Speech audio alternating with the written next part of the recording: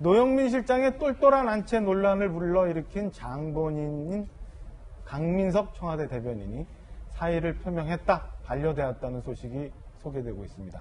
정작 정책 책임이 있는 김현미 장관 경질론은 계속 나오고 있는데도 전쟁 중인 장수는 바꾸지 않겠다고 일축한 상황입니다. 강민석 대변인 관련해서 노영민 실장 청주집, 반포집 혼돈이 있었는데 어떤 일들이 있었는지 좀 소개해 주시죠. 예, 지금 보시는 것처럼 강민석 대변인이 이날 2일이죠.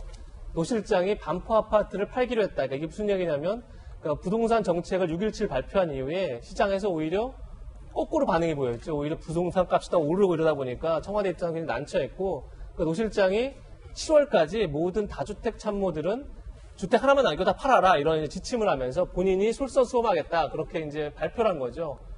반포집 팔겠다고 했는데 바로 50분 뒤에 착오가 있었다. 반포집이 아니라 청주집을 팔기로 한 거다. 이렇게 발표를 한 겁니다.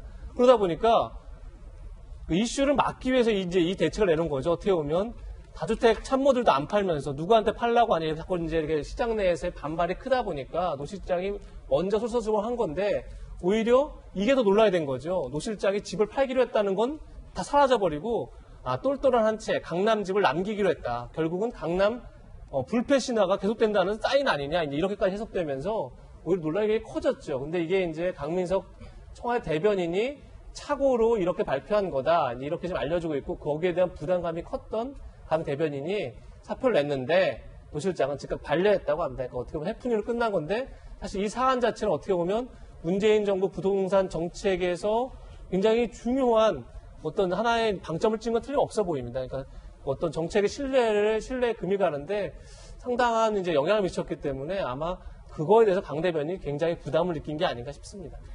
윤태곤 실장님, 청와대 출입해 보셨잖아요. 예. 오늘 아침 보면은 꼭 저 건 말고 뭐 다른 해석을 하는 그런 기사도 좀 있었어요. 강민석 대변인의 사표 사의설에 대해서. 그러니까 이건 이제 대변인 해보셨으니까 더 잘 아실 텐데, 그러니까 저도 이제 두 정권의 대변인을 해봤는데 대변인이라는 것은 이제 대통령의 입이지 않습니까?